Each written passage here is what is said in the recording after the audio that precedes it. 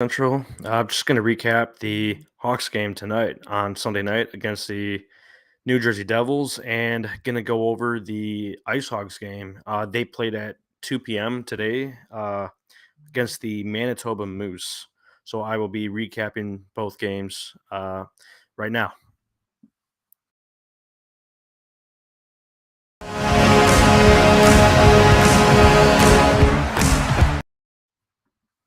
Yeah, so let's just hop in with the Hawks game.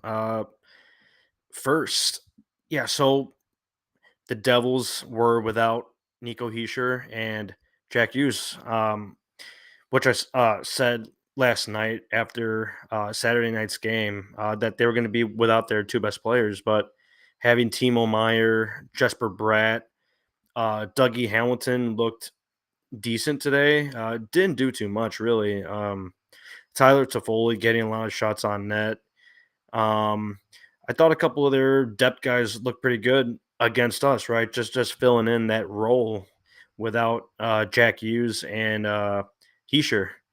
Um, Kevin Ball too for the Devils, just big body. Weird, weird game. Um, Pretty early on. Obviously, they're a very good team, playoff contender. Just missing a lot of talent right now, and we'll see what happens when they get those guys back. But I thought the Hawks started out pretty well, scoring the first goal of the game. Right, Taylor Hall gets on the board first, and that's good to see. Our not free agent, but um, the guy that we brought in this offseason, right? Through that Boston Bruins trade. And Taylor Hall gets on the board first. First goal. Kind of a greasy goal, right? In front of the net. Tyler Johnson got a shot on net. Then Taylor Hall cleans up the rebound on the right side of the ice looking down. So good little rebound goal. Just whacks it in um, early on, right? I mean, that was like a minute 40 into the game. Decent stuff to start out, but Dawson Mercer, he's a pretty nifty player, a younger player for the Devils there, and he finds the back of the net on Soderblom, just a sneaky little snapshot, right? Like he brings it in down the left side of the ice, cuts in quick to the front of the net, and then puts it up uh, top shelf. So decent little shot from Dawson Mercer there to tie up the game 1-1. Um, a little sloppy, right? Towards that second half of that first period there. Korchinski, uh, not gonna blame him too much here, but he kind of fumbles the puck a bit, uh, had a little bounce to it towards the blue line, and uh, the Devils player he gets a breakaway going the other way. I believe it was Willman. Willman, he got the breakaway. It looked like Korchinski caught up because obviously he has some great speed, and he did catch up to him, but Willman just finds a little pocket to get a shot off and sneaks it past Soderblom for the or their second goal. So uh, don't want to see a lot of those mistakes, right, from your young players, but it is going to happen um, to everyone really. Uh, just uh, just a little sloppy play, but I'm not going to get too crazy about it because they obviously know how to get those breakaways. They are a fast team. They're always moving with the puck, always moving vertical down the ice. Right, they're not making a lot of lateral passes, just wasting time and space. Right, just getting down the ice, creating odd man opportunities. I think that's a great way to play, and I think that's a type of style that the Hawks should look to play here in the near future. But Connor Bedard had a 2-on-1 with I think it was Philip Kurashev, and it sort of looked like he had an opportunity to take the shot, or I think it was pretty obvious that he did have a lot of space to take that shot on the 2-on-1, pretty close in on goal, but he could have snuck a little shot in, and he does need to shoot that puck there, because obviously he has an amazing shot, and you don't have to force that pass because the goalie's also expecting that pass to slide over for that one timer, but I think he will take those shots uh, from now on here. Even later in the game, like you see him take a shot on a 2-on-1, just not passing up opportunities. But he did finish with 5 shots on net. Connor Bedard, or 4 shots on net, -3. Not great with the stat there, but I'm not crazy about that stat anyways. One hit, one block shot, 19 minutes on ice. Uh, all around solid game from Connor. Soderblom played solid, very stout, all around game. Just a few unfortunate plays, right? Situations that a really good team is going to take advantage of, right? Uh, to bury the puck there. But just quick stats on the game: 40 shots on net from the Devils. Just a high octane offense there with New Jersey, just peppering Soderblom. And uh, the third or the fourth goal was an empty netter, so he doesn't let in 3 goals, but he did play solid all around game. Uh, Pretty complete game. Hawks 34 shots on net, but it did seem like we got those um, maybe, I don't know, 10 to 12 of those shots towards the end of the game there. Um, the second period was completely in the Devils' control, just controlling the puck possession, right? Just a dominant second period from the Devils against the Hawks. Just couldn't find any momentum, really. Couldn't keep the puck in the zone. Just a little sloppy, but played better towards the end of the third there. Um, Better effort, right? Just more focused towards the end of the game, obviously, because they're trying to pull out the win there. Face-off percentage, pretty decent, actually. Wasn't expecting that, but 53.7% for the Hawks to the Devils 46.3, and obviously they're missing their top guys here, so that is good. Report coming out here from Charlie and a couple reporters.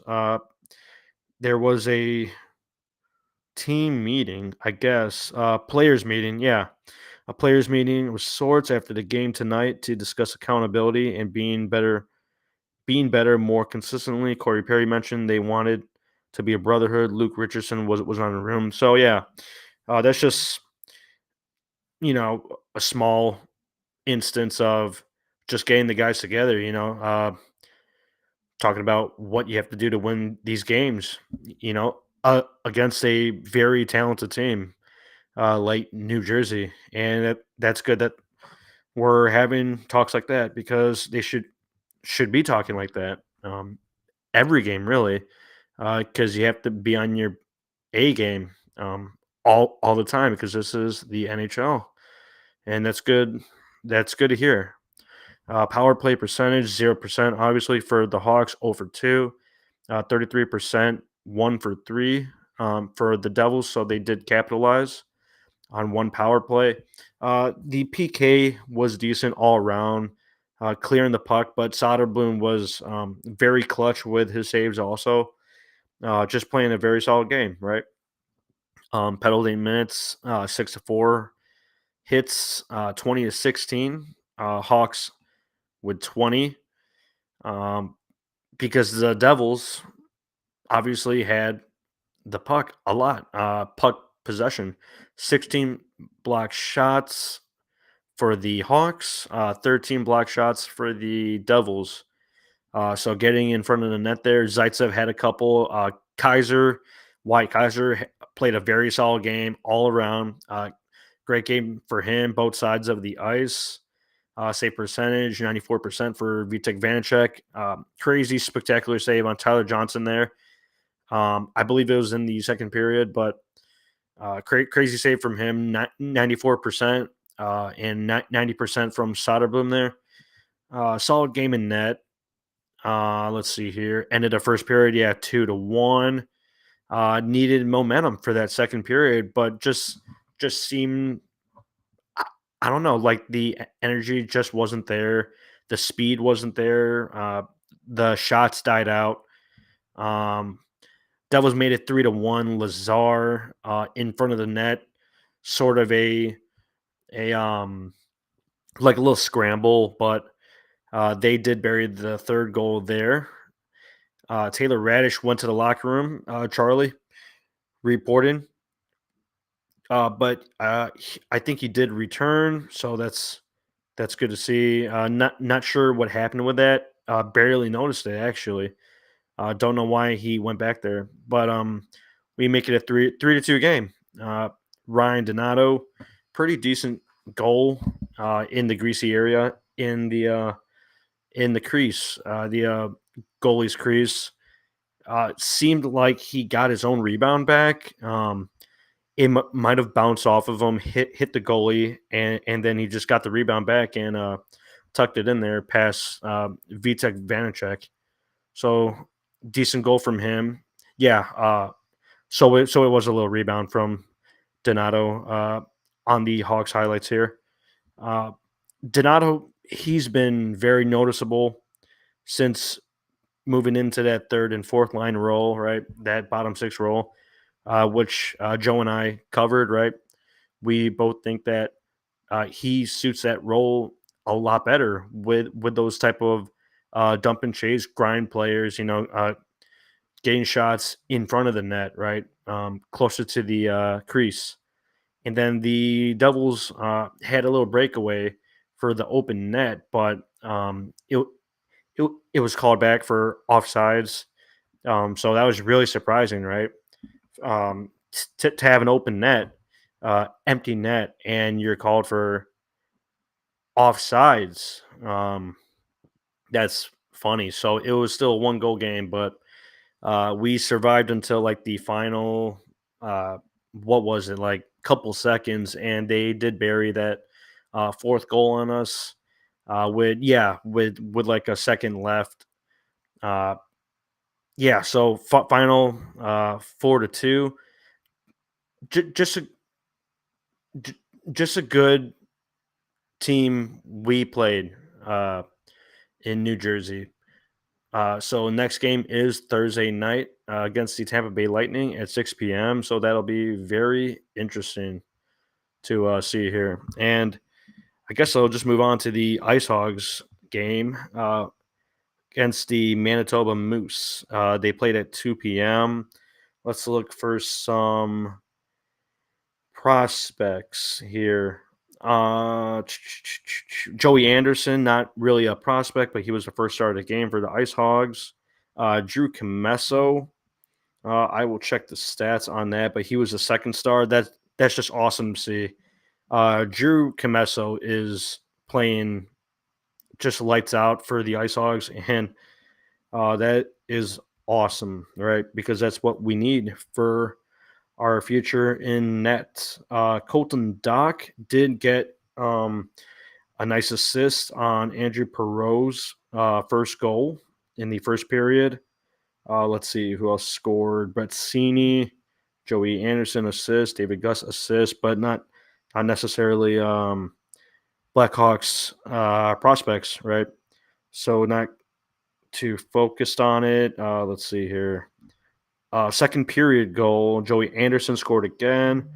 Ethan Del Mastro with an assist on the power play. So that's what you want to see, right? Hawks prospects contributing, right? And being a big part of that team. In the third period, goal, Antti Sorella. Not crazy about him. He's probably an AHL body, just judging by s- his skating and compete. It's not impressing me very much, but that's all right. Let's see if I can find Drew Comesso. Yeah, so 26 for 27 shots faced, only letting one goal. Just awesome, just stout. If you could find highlights on that, Icehogs versus Moose on their channel here, that will be great. Because Comesso wearing number 33, that's just awesome. Uh, Great to see Icehogs versus the Texas Stars on Wednesday, November 8th, 10:30 a.m. So that's weird, very weird. But that's at the BMO Center, so here in Rockford. But yeah, so early game. Hawks are on Thursday. Wish you're on like Tuesday or Wednesday. That's another long break here. Getting a lot of rest and more practice, right? Definitely need to work on some stuff. But Joe and I will be back probably very soon, possibly Tuesday or even tomorrow. Just cover some news with the team or in Rockford, and we will wrap it up now. And yeah, we're just gonna touch on some of the other stuff coming up this week and game on Thursday. So that'll be great. But thanks for hopping in.